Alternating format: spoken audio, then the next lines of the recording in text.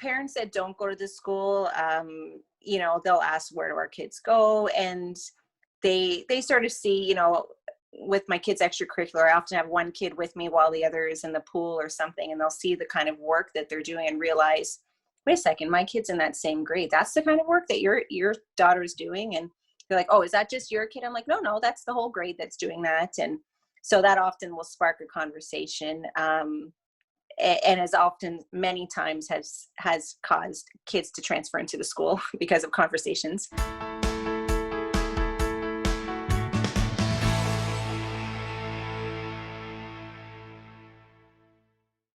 It's been more than 30 years since the Maples Academy was founded near Orangeville, Ontario in the GTA. Back then, it was the Maples Independent Country School. Today, it's an IB school with an emphasis on technology and a tailored approach for each student. Stephanie Milone's family has been there for some 16 years, and with their youngest soon to graduate, will only be there for a couple more. As Stephanie shared with me, as their time at the Maples draws to an end, Stephanie says she'll always miss that country school vibe that made the Maples feel like home. Stephanie, when did your family's relationship with the Maples School Academy begin? We've been there a long time now. When my son actually started junior kindergarten, so that would have been more than 12 years ago. More than 12 years ago. Do you remember what brought you to the Maple School in the first place? My husband and I did not go to a private school, and to be honest, it wasn't our intentions to put our kids in a private school for that reason. But as it was getting time for our oldest to start junior kindergarten, we started looking around at the schools that we could put him into, and on questioning sort of the teachers of what was available for kids of that age. It kind of surprised us that what we were looking for wasn't there in the public system. And so we decided to reach out to the Maples. We didn't know anything about it, didn't know anyone there at the time, but our very first meeting with the principal there was like night and day from the previous interviews that we had with the other schools. And we instantly felt that this was the right place for our kid. What were the red flags you were getting in the other interviews? I was just asking some general questions. For example, what if your kid could already count to 100, for example, going into junior kindergarten, what else could be offered? What else could be done? And really, we were sort of getting the door shut often, and just they were saying, well, you know what, that's great. That's all they need to know for JK. Whereas when we went to the Maples and I said that, they're like, that's fantastic. That's great that he can already count to 100. How about how we can push that forward to 500 by the time, and I like that they were already looking ahead to what each individual child could do, whatever that ability was, and then, expand on that. Going into that situation, back in the position you were in at the time, what was your big picture goal for the education of your kids? I was looking really, I know it's not one-on-one teaching, but I was looking for sort of a small enough class size that they could really get to know my child and what my child needed. And then ideally cater that to, that individual style's learning or abilities. And I really think that is a strength of the school. The tailored approach. That's right. How do they achieve it? Different things. An example is for my oldest, once they realized that math was a strong point for him, right within days of getting some math test scores, I was getting a phone call home from the principal to say, so listen, I found out about this Caribou math contest. I think that we're going to put your son in it, and I'm going to see if there's other kids that can do it, and I'm going to start a lunch math program, and I'm going to do all of these things. And usually, I'm used to being the one that's sort of provoking these things like, hey, have you heard about this or not? And really often it's as many times I'm getting phone calls saying, hey, we found this program. We think it'd be great for your kid. You're saying how your eldest, math is a real strength. How different are your kids as students? I would say all three are strong in terms of their academics, but they all learn in completely different ways, which I know from trying to do some work at home with them. And again, I think that that's a benefit. If you have a smaller class size and you have teachers that are experienced with teaching different groups, they can cater that to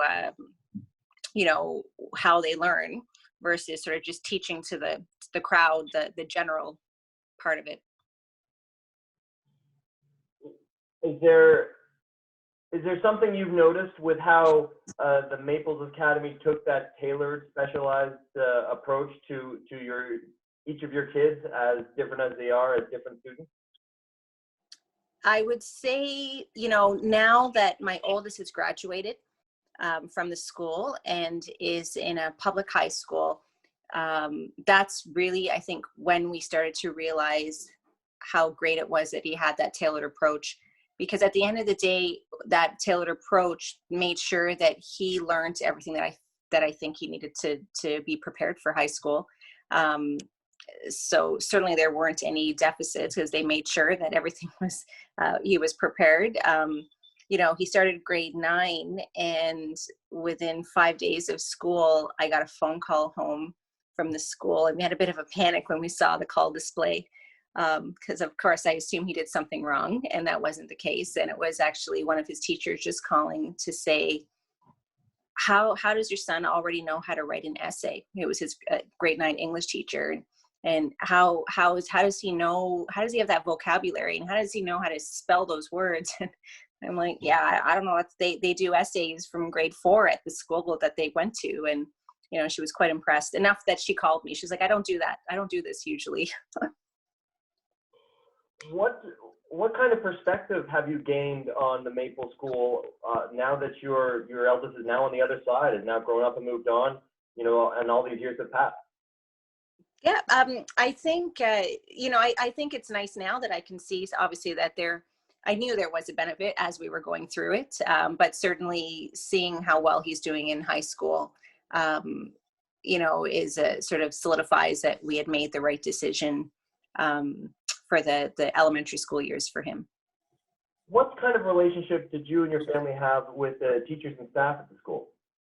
Yeah, I think that in itself is unique, and certainly talking to other friends and family. It's a small school. I like that it's a little country school. There's no airs about it at all. It looks like one of those old-fashioned schoolhouses that you would see, back in the day. And because of that small country school, the teachers also have that feel to it. So they're perfectly fine, coming and chat with you in the parking lot, or sending a quick text to say, hey, just wanted to let you know this happened today. Or there's a lot of communication back and forth. It's a small enough school that they're able to do that. And they really take an interest. Each of our kids is involved in different extracurricular activities. My one son that's going into grade 8 is involved in local theater. And all 3 of his teachers all came in the summer to watch his show, which I thought was really nice. They didn't have to do that. It's off. They're off the clock as such, but they made a point of coming to watch him. What does that kind of relationship bring to a child's education? Yeah, again, I think that's what helps make that tailored approach. Especially the middle one. He learns in a different way, and they get that. They get that he loves theater, that he loves art, and they incorporate that into his learning.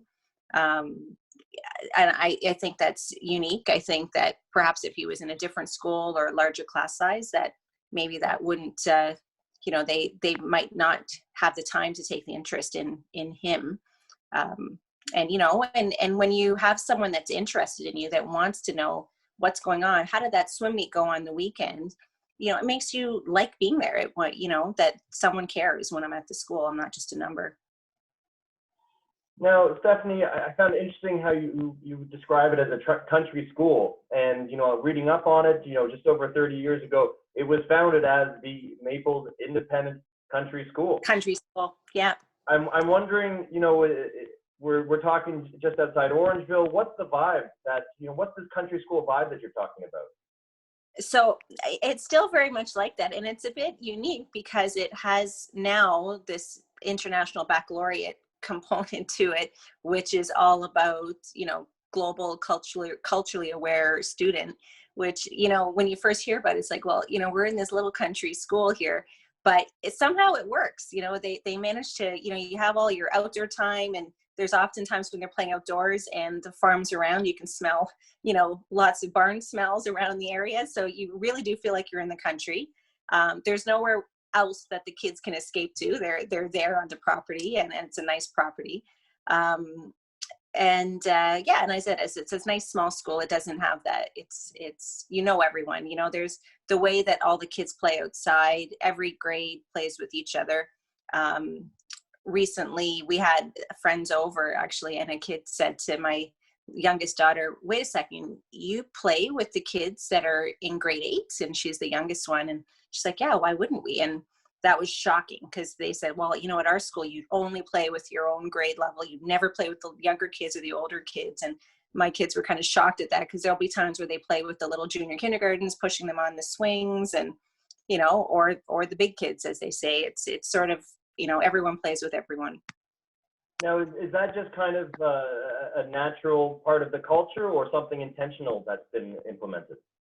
I think it was intentional. I know the previous owners, because they were there when we first started, and I think that was definitely something they wanted, to make everyone feel welcome. So they intentionally did that. They started out with a buddy system, a grade 8 paired with a JK or not. So everyone's buddied up with everyone, and they, put the recesses all together, so everyone's playing outside. So I think it's encouraged, and it's just become a thing. That's what everyone does there.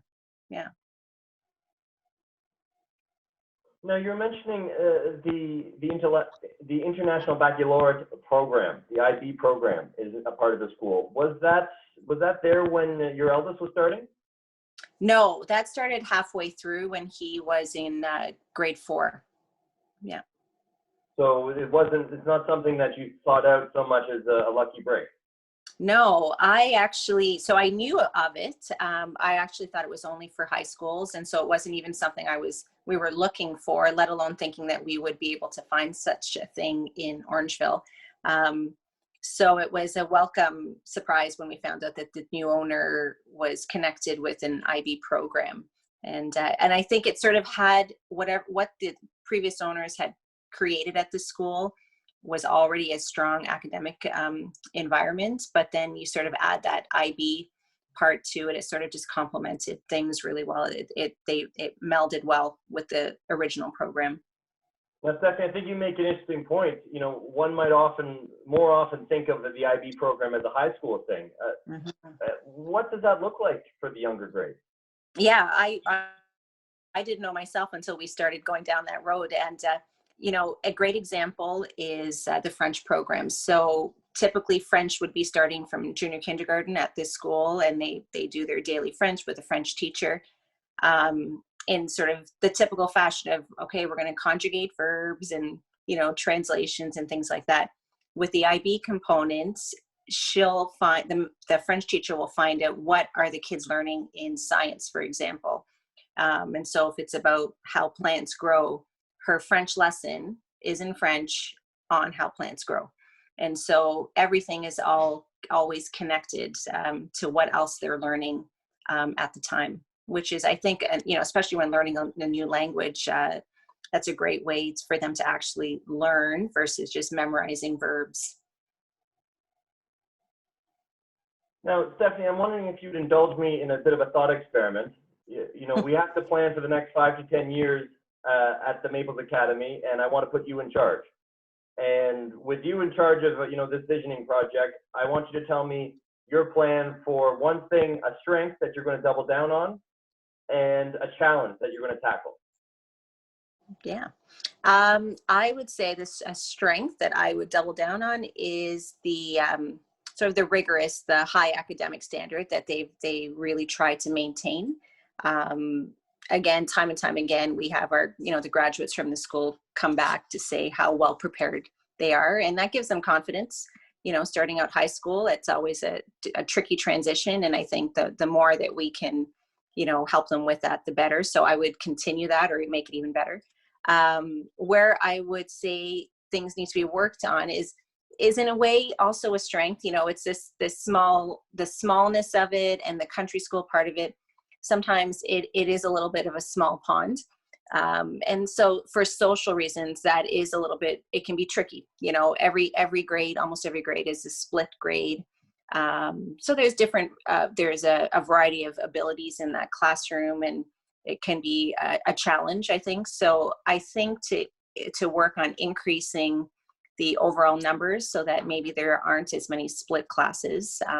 And again, just increasing that the peers of the same age group, versus sort of, having these split classes. Having said that, it is nice that all these kids play together is a good thing, but, it's good to have same age peers as well. I'm wondering what you might have learned about the school that you didn't appreciate beforehand coming through the experience of the pandemic. Yeah. So, one of the things that the schools had already started years ago was, by the time that you're in grade 4 or 5, they were sort of pushing that kids would have their own laptops. And not that I'm anti-screen, but we really, minimize how much screen time our kids use. And I was like, really? In grade 4, do they really need a laptop? But, they sort of explained what they were going to use it for. And primarily it was Google Classroom and sort of the applications that are linked with that. So, as each of our kids hit grade 4 or 5, they got a small Chromebook. And, what it's done is they were already set up for online learning. And literally the Monday after March break, it was I tell everyone this, it was a seamless transition. And we went to online learning, and it wasn't teach themselves. They had special, Google Meets and Hangouts and actual teaching happening. So I wasn't feeling pressured as a parent to do a lot. It was more just making sure our kids knew how to, maneuver through the system, and they were doing all the work, and the teachers were doing an amazing job. They even kept up with art. The art teacher still did art every week when she was supposed to, and instrumental music. They were doing Zoom instrumental lessons. Like, there was nothing that they missed. Yeah. Did the experience of, being, having the classroom brought to your kids and you being there around that, did you learn anything new about what they do there? Yeah, it was, I learned that I don't want to be a teacher. It was, kind of overhearing sort of the teacher trying to, can everyone mute themselves, and, hearing all the chatter and trying to keep it all organized. It's a challenge. I certainly appreciate that. It all gave me insight into sort of what happens in the classroom on a daily basis. Tell me about the culture and values of the school. Yeah, I think, the school's been around a long time, and again, like it's a small community, that word is out. People know that it has strong academics. And so I think when parents choose the school, they know that ahead of time. And they also know with the program that there is a bit of not mentor, it's not that you sign anything, but you have to have engaged parents. Parents need to be involved, not doing the homework for them, but being there, checking on things. And so I think that coming in. And so it's nice that when you're at the school and you're interacting with other parents, that everyone believes in that same philosophy and is on the same page. Do other parents often ask you about the Maples Academy? Yeah, a lot. What do they normally ask? Different. So parents that don't go to the school, they'll ask, where do our kids go? And they sort of see, with my kids' extracurricular, I often have one kid with me while the other is in the pool or something, and they'll see the kind of work that they're doing and realize, wait a second, my kid's in that same grade. That's the kind of work that your daughter's doing. And they're like, oh, is that just your kid? I'm like, no, that's the whole grade that's doing that. And so that often will spark a conversation. And as often, many times has caused kids to transfer into the school because of conversations with that. So those are parents outside the school. And right now, I think just because I have one that's graduated, there's a lot of parents within the school that are, how's your son doing? They want to be convinced. I think they are already convinced, but they want to hear how, like, was he prepared? How is he doing? And am I maybe hearing between the lines that you should be getting a finder's fee, that there's been a few recommendations? I know. I always joke with the owners. I'm like, how many people is this now? We should be keeping count of this. What's it like though, being able to say that, oh, I joke with the owners? Like that's not every school where you have casual interactions with I know. And it's not, I mean, it's not like we're friends, we don't go out for dinner or anything, all this, but I feel comfortable enough. I'm not the kind of person that's going to call, complain about everything. So the occasional time that I'll say, hey, just do you have a sec? Can we chat about something? They will stop everything to make that phone call and help with whatever situation it is, which is really rare, to be honest. But it's nice. It's nice to have that back and forth. I think they obviously know that I'm committed to the school as well, and our kids learning as much as they are committed to my kids learning. Now, you're committed to the school. You've got your middle child's going into grade 8, their final year. Yep. And then your youngest into grade 5. So kind of the home stretch.